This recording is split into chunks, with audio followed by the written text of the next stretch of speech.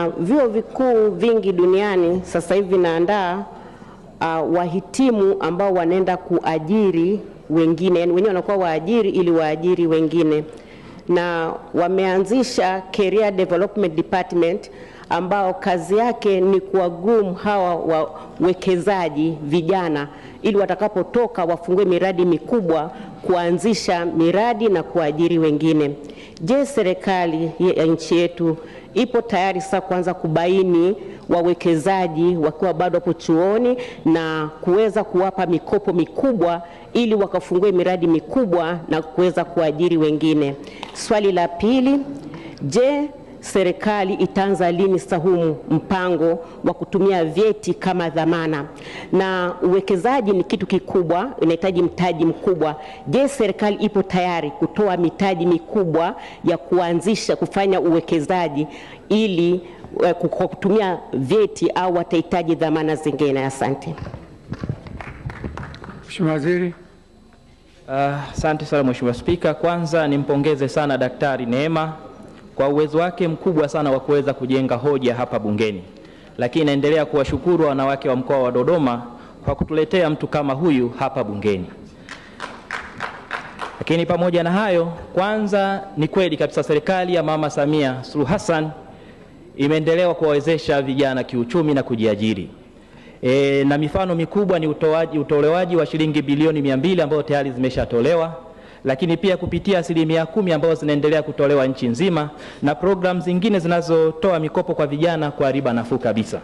Lakini Mheshimiwa Spika, ni ukweli usiopingika ya kwamba asilimia kubwa ya wanafunzi wanaomaliza vyuo vikuu wanakuwa hawana misingi ya kufanya biashara kubwa na uwekezaji mkubwa, lakini pia wanakuwa hawana elimu ya kufanya uwekezaji mkubwa pamoja na sifa zinazoendana na hizo.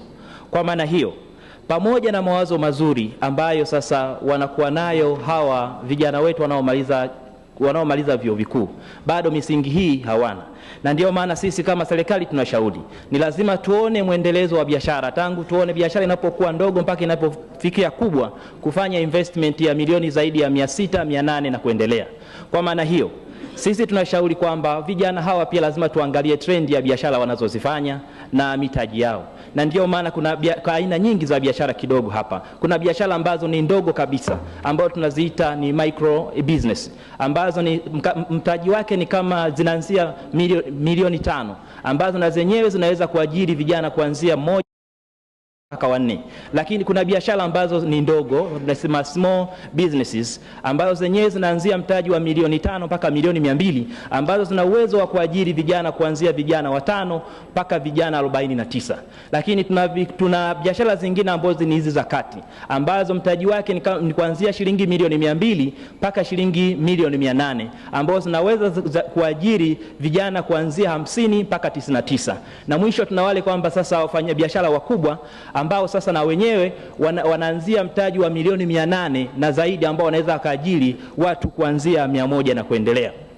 Kwa maana hiyo, vijana hawa ambao wanatoka vyuo vikuu hawana misingi mikubwa na elimu ya biashara mpaka kufikia kutoka biashara ndogo kwenda biashara kubwa. Kwa hiyo sisi kama serikali tunaendelea kuwahimiza, lazima tuone trendi ya biashara ya mtu huyu anayetoka chuo kikuu, tumwezeshe kupata elimu ya uwekezaji na namna ya kufanya uwekezaji. Kwa hiyo tunashauri Mheshimiwa Spika kwamba tutaona trendi baada ya kumwezesha sasa kuanza biashara ndogo, micro mpaka large, tuone trend ya biashara inaendaje. Na baada ya hapo tuko tayari kuwasaidia vijana ambao sasa trend yao ya biashara watakuwa nakuwa kutoka biashara ndogo kwenda biashara kubwa kupitia taasisi zetu za kifedha. Naomba kuwasilisha.